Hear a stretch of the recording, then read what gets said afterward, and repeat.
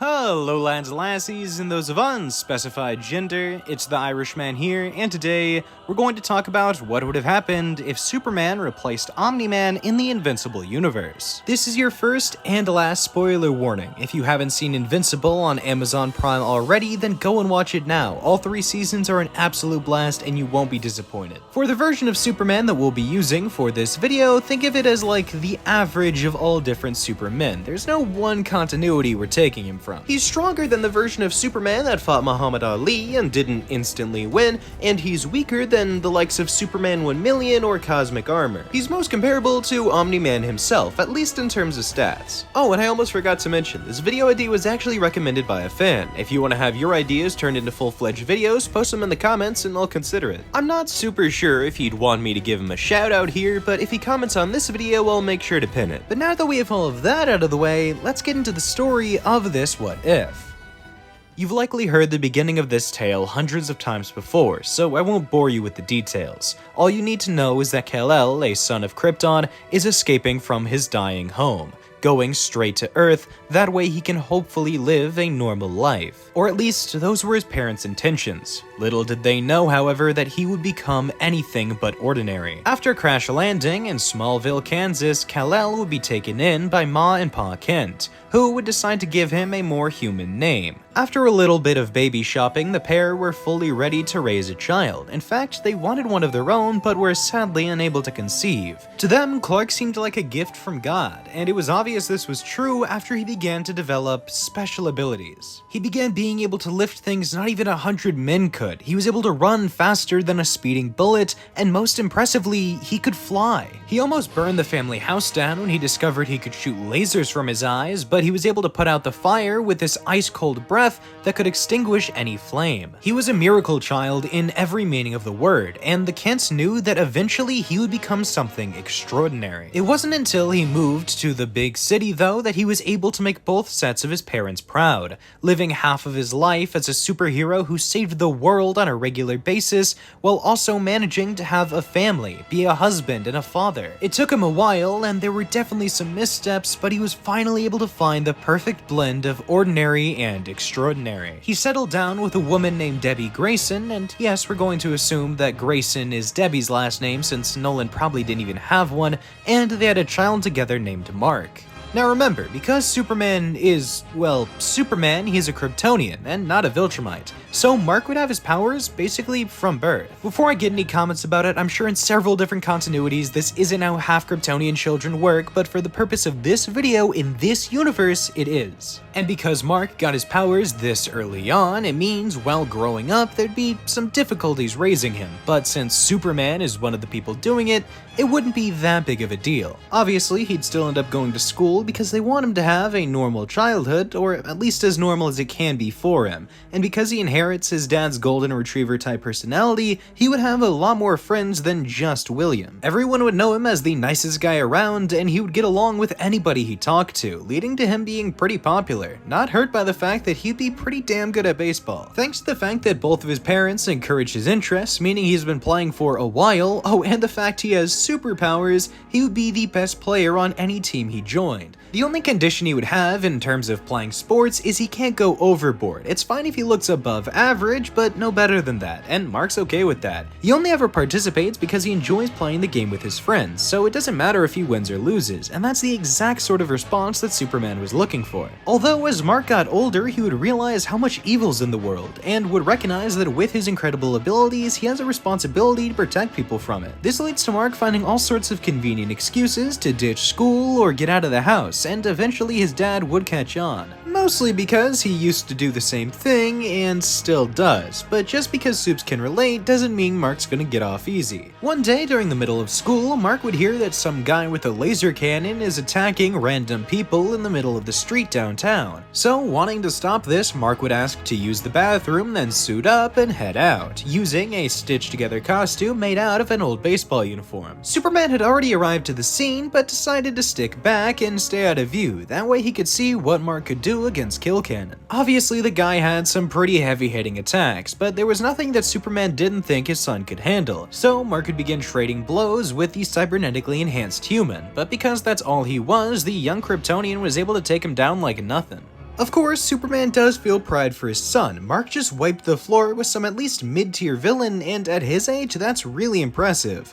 Although Clark does still have to embarrass the crap out of him. He'd make his presence known and commend Mark for doing an incredible job taking down the bad guy. He was incredibly brave, but shouldn't he be in school right now? Already, Mark knows he's caught and feels incredibly awkward because, well, this is his dad. But he can't say it's his dad because they're both in costume, and that ruins the whole secret identity thing. Not wanting to prolong the explanation and make things worse for himself by missing more school, Mark would say yes sir, throw up a salute, while Superman continues, saying he didn't do anything wrong, but next time leave it to the adults. With his hand still up to his forehead, Mark would fly away in the blink of an eye, going back to school and trying to forget about that entire conversation, at least until that night, when they'd basically have to have it again. Although much to his surprise, Clark is actually very accepting of the idea of his son becoming a hero, but much like with baseball, under a couple conditions. Firstly, and Debbie would really hammer this point home, it cannot affect how he does in school.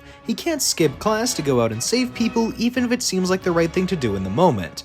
His father will have everything covered, and if we're being honest, by the time Mark would hear about something, Clark would already be on it. The only reason Mark was able to get to Kill Cannon today was because Clark wanted to see what his son could do, and well, the results speak for themselves, which is why they're having this conversation right now. He clearly has the ability to be a hero. Which then brings us to the second condition, which is that he can't do any of it on his own. He either has to work with a team or with his father. After all, even Superman works with the Guardians of the Globe from time to time. He would be an official member, but he really doesn't like the whole government control aspect. This isn't actually a problem for Mark though, as he already knows a couple other people around his own age who are interested in becoming heroes, that being the Teen Team. Firstly though, he's going to need a costume, so Clark would give his son the first official Superman outfit, made special by Ma Kent. Although, since he's going to be his own hero and not just Superman 2, Mark would spend some time with his grandparents that weekend, that way Ma could redesign the suit. Just some minor modifications,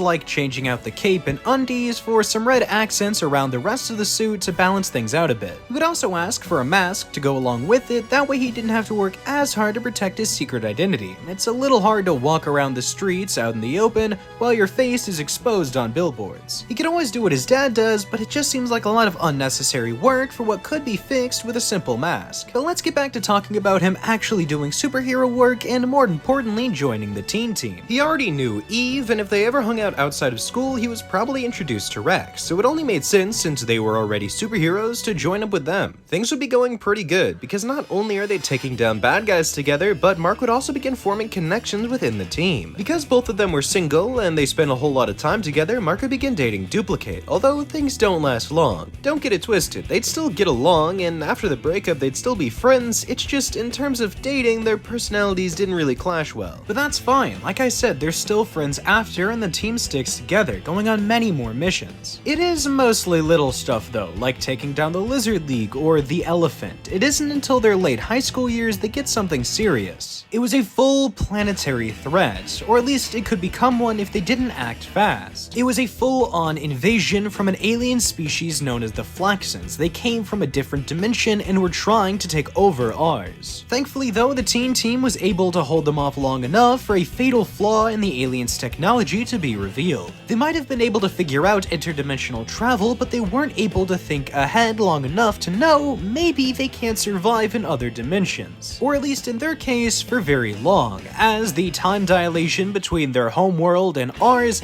meant they aged incredibly quickly. Just as fast as they came, the invaders left, going back to their home dimension to regroup. Everybody knew they would be back eventually, but at least now they were able to anticipate it. That night during dinner, Mark would talk with his dad about everything that happened, and Soups is so proud. He and the Guardians have had their hands full lately trying to take down the Order, so it's good to know that Mark has everything under control on the ground. Although he would give a word of caution, saying not to overexert himself or put himself in any danger trying to prove he can be just as good a hero as Superman. Even the Man of Steel sometimes has some trouble living up to that name, and Mark has nothing to prove. just be the best version of himself he can be. But obviously Mark doesn't take that to heart. He writes it off as motivational jargon from his parents, agrees, and heads upstairs to get some sleep. Only a couple days later, and the Flaxons attack again, except this time their technology is better, they're faster, they're stronger, and they have wristbands that allow them to resist the accelerated aging. The main problem is, though, the first time around, they weren't fighting Invincible, they were fighting Superboy. Not only that, a Superboy who has been doing this for years, an experienced superhero with strength and speed way beyond the likes of Mark in the original series. This is bad because it means they're prepared to fight against the likes of Superboy, and are way over prepared for everybody else. Although, thankfully, Robot, being a super genius, would be able to find a way to disconnect their armbands and leave them yet again victims to time. But as you could probably expect, this wouldn't be the last we see of the Flaxons. Another couple days pass, and they return again. Sadly though, this time there's nothing the Teen Team can do. The Flaxons have grown far too strong and are completely immune to the time stream on their own. All they can hope to do is buy time until another solution presents itself, and it does. The Guardians of the Globe come to save the day. Superman himself will be the one leading the charge, as he's the only one capable of destroying some of their more advanced weapons. Thinking fast on his feet like always, Red Rush would go to the control panel for the portal, making sure to shut it down, that way the Flaxons can't retreat again. Now all the Guardians have to do is disarm their weapons and get the Flaxons to surrender, which shouldn't be that difficult since it's either that or death. Most of the soldiers were easy to convince because they didn't even really know why they were fighting in the first place. Some of them weren't even alive when the battle started. The commanding alien was the only one still passionate about this, so he would be locked away while the other Flaxons returned to their home to negotiate peace with the Guardians leading them. Since there was no yellow sun in the Flaxon dimension, Superman would be left without his powers once stepping through the portal, although since Robot was following them, he could create artificial sunlight to boost him up if a battle broke out. However, that would prove unnecessary because the entire point of going to this dimension was to negotiate peace, and that they would. A deal would be made stating that the Flaxons would not try and take over any other dimensions, and in return, the Earth would offer them any resources they lack on their homeworld. This would end up being an amazing turn of events because to show their gratitude, the Flaxons would aid in advancing human technology centuries past where it was currently. Thanks to everything that he accomplished on this mission, Superboy would be offered a position in the Guardians, and even though Superman rejected them a while ago, Mark is more than up for it. However, he'll have to wait a bit before taking them up on this opportunity, since, well, he's still in high school. He has to get through that before he's able to fully commit to being a superhero. The Guardians of the Globe is an entirely different field than the Teen Team, which Mark would remain in for the next couple of weeks until sadly it disbands. They would have had a falling out after Rex cheated on Eve with a duplicate because he thought that Mark and Eve had something going on. He was jealous of the bond they had as best friends. Now yes, Mark did have a thing for Eve, but because him and Rex were best friends, he would never act on that. It doesn't really matter now though, since the entire team has drama between them and would decide to all go their separate ways. Well, except for Mark and Eve, who funnily enough would start dating. Yeah, there's no way it feels good being Rex right now. I mean, he was so worried about something going on between Mark and Eve that he led to them getting together. He's a self-fulfilling prophecy. Which is kind of funny, but that's what you get for being a scumbag.